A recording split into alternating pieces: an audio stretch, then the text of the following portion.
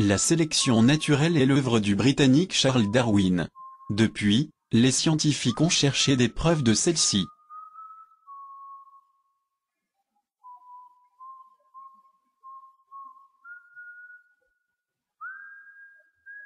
Jusqu'au début du XIXe siècle et depuis que les brigands ont disparu, les forêts sont des lieux fort agréables.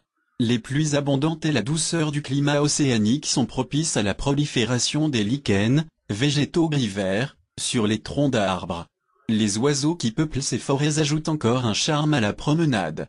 En 1848, on rapporte pour la première fois l'existence d'une forme noire de papillon de nuit à Manchester, la plus ancienne région industrielle d'Angleterre.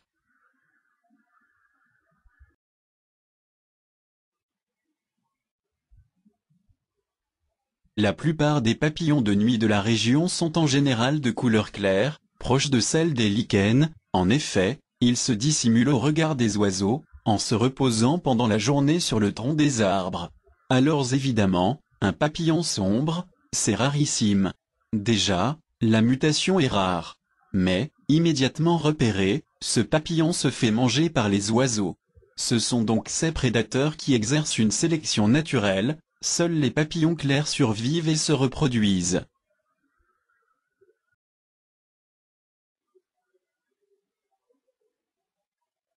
Mais voilà qu'au milieu du XXe siècle, on observe que les papillons de nuit sombres sont majoritaires dans les régions industrialisées, alors que la forme claire est quasiment seule dans les forêts non polluées. Les papillons clairs meurent-ils à chaque pic de pollution en ville ?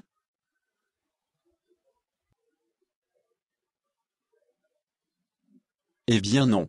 Si on regarde de près les troncs d'arbres des régions polluées, ce sont les lichens qui ont disparu. Accessoirement, les troncs peuvent aussi être noircis par la pollution. Bref, les troncs d'arbres sont noirs. Alors, quelle variété de papillons est à présent favorisée ? C'est vrai que cette sélection n'est plus vraiment naturelle. Certains pensent que les papillons se sont adaptés, c'est-à-dire qu'ils ont changé de couleur, ou qu'ils ont décidé que leurs petits changeraient de couleur. Mais cela est-il possible ?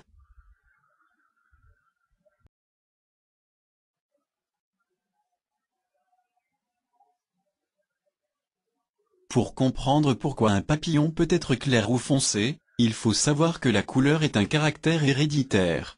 L'information génétique est contenue dans le noyau des cellules. Cette information détermine la fabrication, la synthèse, de substances chimiques colorées appelées pigments. Pour simplifier, on va dire que la couleur est contrôlée par un gène qui existe sous deux formes, l'allèle 1 et l'allèle 2. Représenter ces allèles pour chacun des papillons, en rapport avec sa couleur. Chaque chromosome n'est représenté qu'avec une chromatide, il est donc simple. On ne représente que la paire de chromosomes étudiés.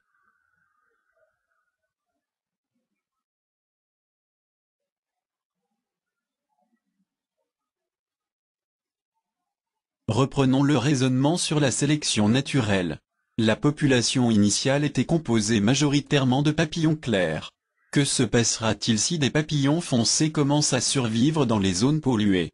Au départ, ils vont se reproduire avec les papillons clairs qui sont les plus fréquents. Chaque papillon produit des spermatozoïdes si c'est un mâle, des ovules, si c'est une femelle. On donne le nom de gamètes aux cellules reproductrices en général. Ces cellules ne contiennent que la moitié des chromosomes, un de chaque paire, afin qu'au moment de la fécondation, la cellule œuf contienne le karyotype complet. À vous de jouer, complétez le schéma et expliquez pourquoi dans le cas d'un croisement entre un papillon clair et un foncé, on obtient toujours des papillons foncés.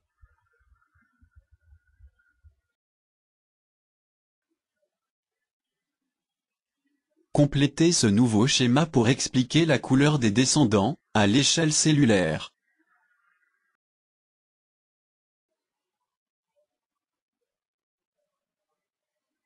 Poursuivons avec l'un des descendants de première génération, qui peut se reproduire avec un autre papillon clair, un noir provenant de deux parents sombres. Complétez les tableaux de croisement et calculez les proportions de papillons clairs et foncés.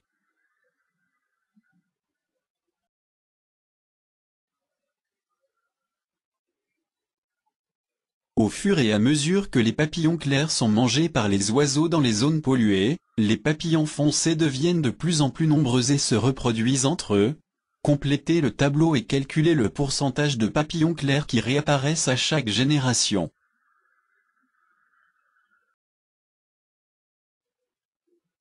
Et voilà comment on passe d'une population majoritairement claire à une nouvelle population de papillons foncés. Alors, et si on s'arrête de polluer, les populations vont-elles rechanger de couleur? Patience.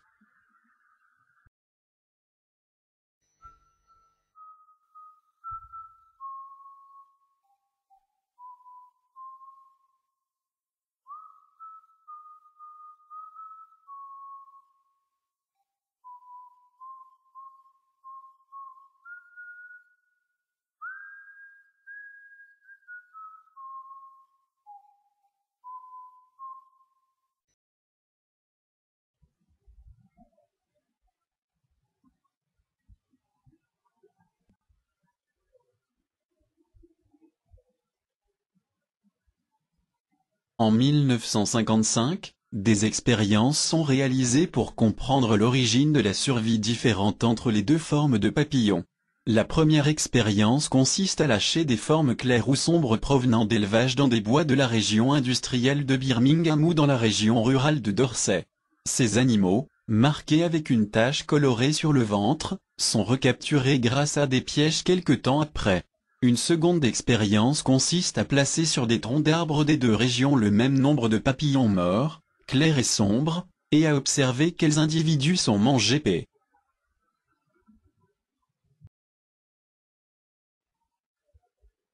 Pour que cette histoire se termine bien, dans les années 1950, la Grande-Bretagne applique une législation anti-pollution. Celle-ci entraîne la diminution du rejet de dioxyde de soufre dans l'atmosphère, toxique pour les lichens, et pour l'homme. La fréquence des formes sombres a été suivie dans les régions fortement polluées ainsi que dans d'autres régions du monde comme les États-Unis. Les résultats sont représentés sur le graphique, et alors,